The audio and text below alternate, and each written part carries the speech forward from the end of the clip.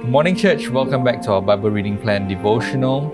And the topic is on the continuing of the fruits of the Spirit. And today it's on patience. And with us, we have our LCS pastor and also zone pastor, Pastor Gwen. Good morning, Pastor Gwen. Hi, Levi. So we talk about patience, and it's a very, very common topic. But what is really patience about? It's very interesting because as I was reading more about this topic, right, it's actually very difficult to define patience. It's even more difficult if you try to define it without citing examples. But I think to simply put it, patience would be to wait without complaint. But it's not just normal waiting, it's waiting in a moment of discomfort, of disruption, of suffering, when you're going through something, and it's enduring discomfort without complaint.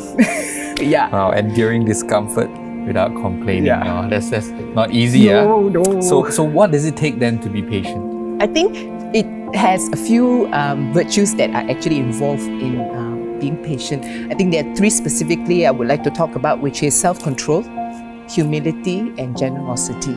And this was displayed even in Jesus' life, when he was dealing with his disciples, right?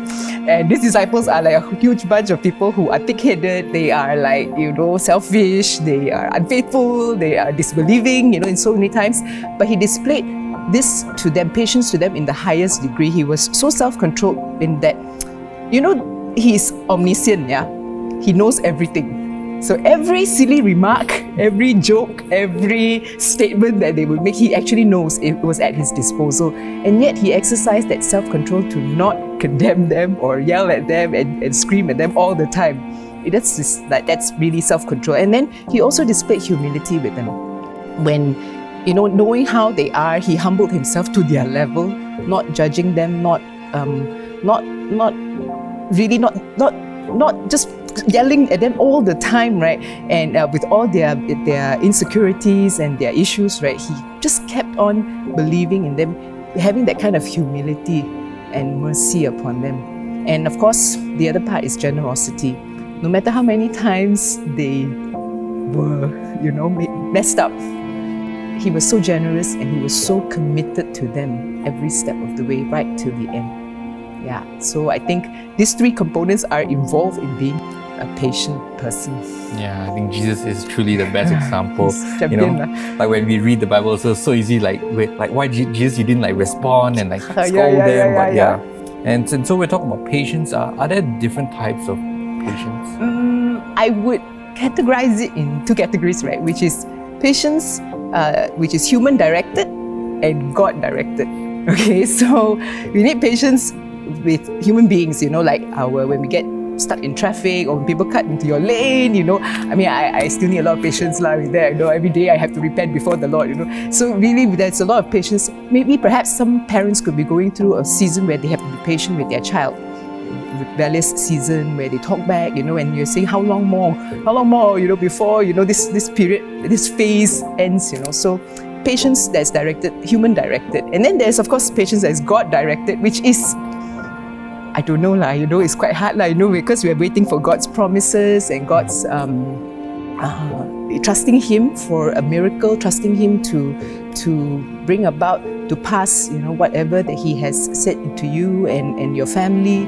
That's really, really tough as well. So so I believe there's this category of human directed and God directed. Yeah. And so, why is it that being patient is so hard for us? To me, I don't know which is harder, whether patience with humans or with God. Because, but I think fundamentally, patience is hard because it is not our natural character to be patient. Psychologists and also even very naturally our tendency, right? We have a very egocentric predicament. We think about ourselves first, how we feel and how we think about that situation, right? And then when things don't happen the way we think that it should happen, then we get frustrated. We're like, alamak, how come, it didn't happen this way? And we complain.